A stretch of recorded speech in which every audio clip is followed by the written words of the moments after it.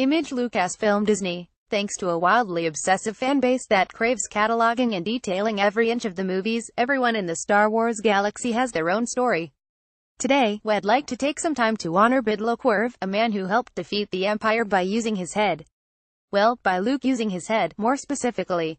You've probably never thought about it that much. It's literally on screen for roughly 4 seconds of the 136-minute-long Return of the Jedi, but the skull that Luke Skywalker tosses at a control panel to kill Jabba's rancor is one of the most important items in the entire Star Wars saga. The skull literally saves Luke's life, ensuring the downfall of the Galactic Empire and the survival of the Jedi Order. It also had an owner named Bidlo Kwerve, a man with a storied past, and, because he was an expanded universe character, he knew Han Solo, too.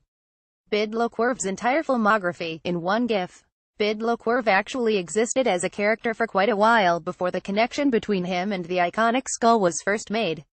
Created for background purposes in the Old West End game Star Wars role-playing game sourcebooks, Bidlo was a Corellian smuggler in the employ of Jabba.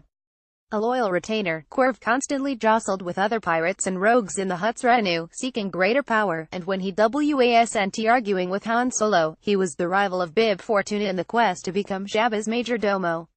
Kwerve, who's appeared in everything from Dark Horse comics, to trading card games, and even beloved novels like the anthology collection Tales from Jabba's Palace, bore witness to some major moments of Star Wars backstory in the expanded universe.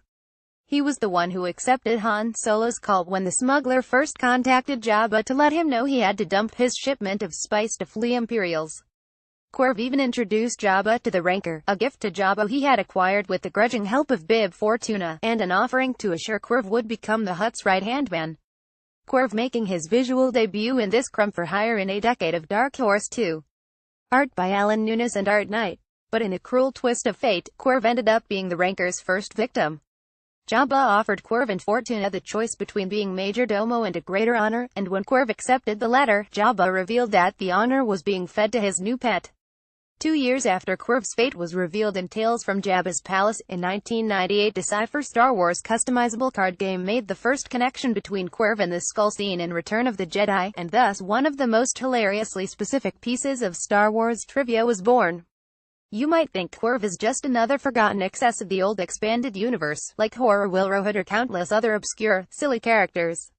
But he's actually canonized in Disney's new Star Wars universe too, thanks to a mention in the pages of Star Wars Complete Locations. In 2016, it identified the fabled skull sitting in the Rancor pit as belonging to Bidlo, ensuring that Mr. Kwerve would be one of the few, and by far one of the most absurd, pieces of the original canonical Wild West that was the EU would live on in Star Wars today.